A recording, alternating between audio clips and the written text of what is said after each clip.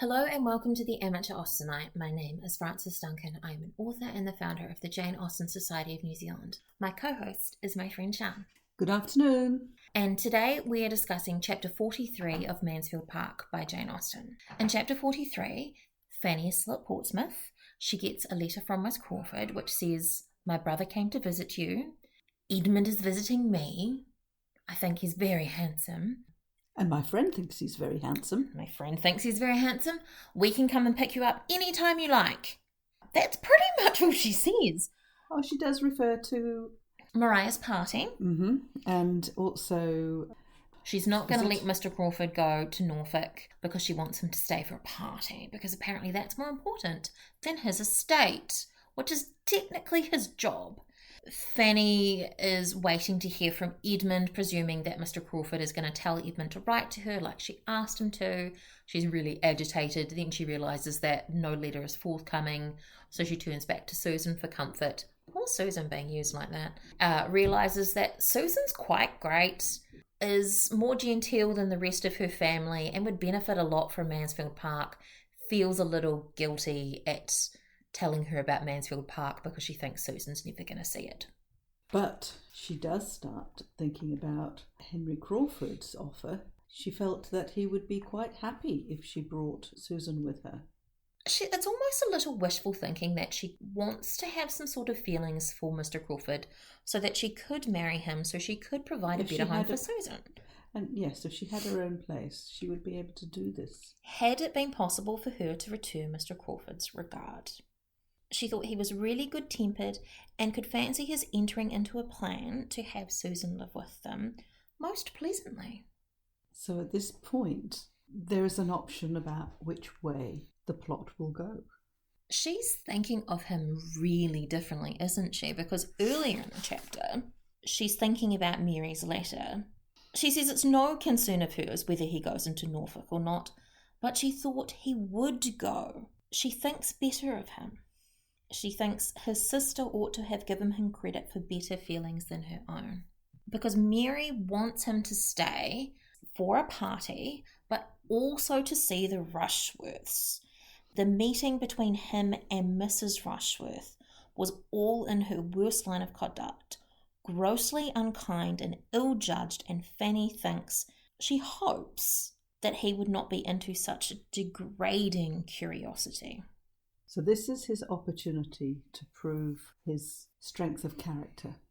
Mary says he cannot be possibly permitted. He cannot anyhow be spared, for we have a party. Mary's the snake in the grass.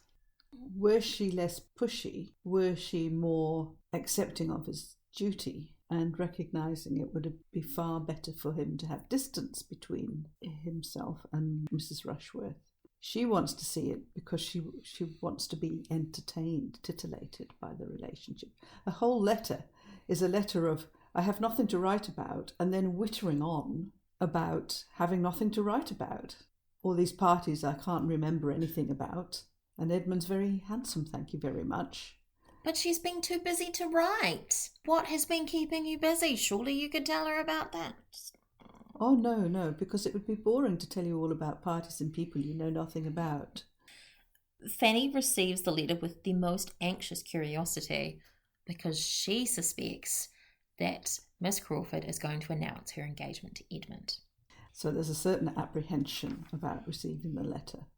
After reading it, Fanny realises that nothing decisive had yet taken place. Edmund had not yet spoken.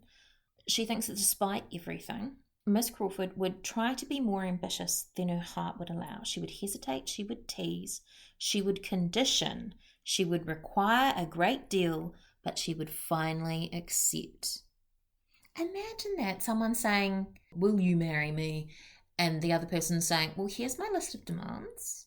On one hand, it seems reasonable and sensible actually to say, can we talk about how this marriage will work? I mean, marriage is a contract. We forget that. Marriage is a contract, and particularly more so in those days. But these are two mature people. Yeah, they are grown up, so they're not reliant on their parents to do the negotiation or any arrangement. They are two adults. It's actually very important. So when it's talking about conditions, you need to be quite clear, because they don't really see a lot of each other. No, they don't know each other. That's only what in that public. Only in public. They see their company behaviour. Which is why Edmund is still into Miss Crawford, because he does not know who she really is. You could also argue that he's more public about who he is as a person. He's not putting on an act in that same way. He has polite manners, but he doesn't pretend to be ambitious or anything. He's upfront and honest about that. But it's still logical for them to actually say, what is it we would want out of this marriage? What is it we're looking for? Would she be comfortable to be stuck in a country parson all her life? Perhaps they actually manage things better than we do now, because people will go into relationships without discussing what they want. Then 5-10 years down the track, someone says, so when are we having babies, or when are we getting married? And the other says, I've never wanted that, but they'd never actually discussed it. And by then you've actually made a lot of commitments one way or the other to that individual and to the relationship, which can make it very difficult and painful. The character is still coming across as trivial.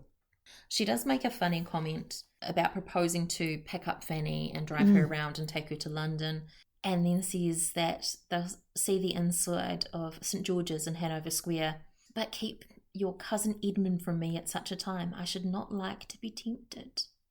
But of course St George's is where they all got married, isn't it? That's what she's saying. Don't take me into church with your cousin. I might just marry him. Is that a conceited thing to say, considering he has not proposed, but everybody knows that they're into each other? I suppose you could argue that it is, but is it not the kind of conversation that people have between friends? I think that's the difference, though, because Mary considers Fanny a friend, but Fanny doesn't consider Mary a friend, and that's the bit that feels weird to me. Mary can't read Fanny at all. I get the feeling that Mary interprets Fanny's quietness and politeness as compliance. There's more depth about Susan. I didn't realise quite caught on to how old she was at 15. So she's quite a young lady by now. Susan has a wish of not appearing ignorant, and she had an innate taste for the genteel and well-appointed, which makes Fanny feel a little bit guilty for indulging in stories about Mansfield Park and exciting feelings which could not be gratified. Well, so certainly wasn't something that Fanny felt she would be able to gratify. You've been in situations where you've had an opportunity to do something, be something. Do you share it with somebody who hasn't had that opportunity and make them feel envious? Do you not? And so I can see why Fanny would feel like that. I think it highlights again her lack of power. She would like to be able to invite Susan to Mansfield Park, but does not feel she has the standing to do so. Which is why she ends up going down the tangent of thinking, however, if I was married to Mr. Crawford... Not just invite her to stay, but invite her to live with us. Yes.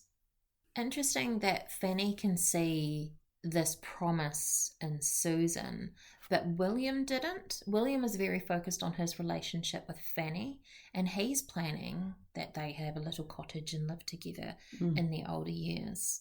But no one has thought of Susan.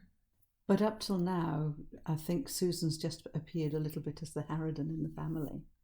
She's the nagging one. She's significantly younger.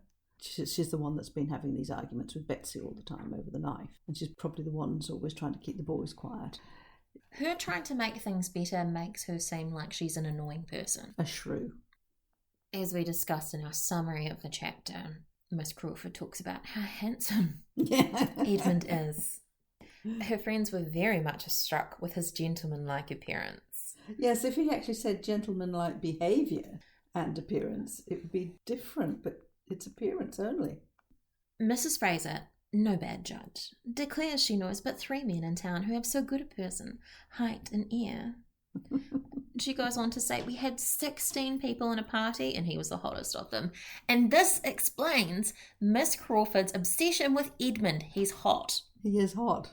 It's the reason she's going for a younger brother. He's hot. Explains everything. He's hot. He's very personable. He's polite, personable, enjoys her company.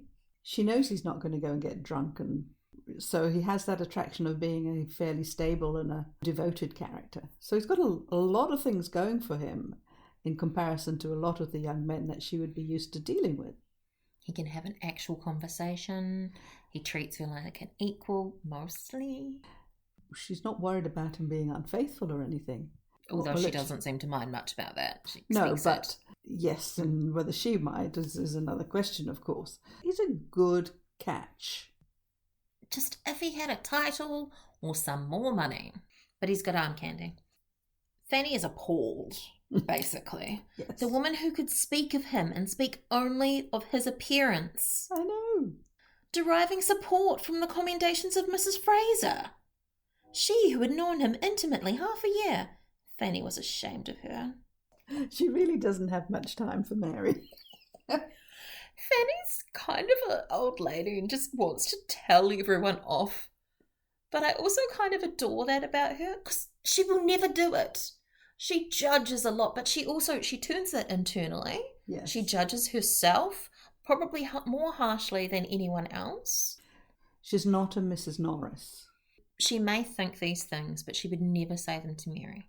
And she gives them a chance. She has given them a chance. She hasn't cut off Mary or anything like that. She keeps the politeness and the relationship going. I wonder if part of that is because she does expect Mary to marry Edmund. Therefore, she knows she must maintain the relationship to maintain a relationship with I think Edmund. that's a very good point.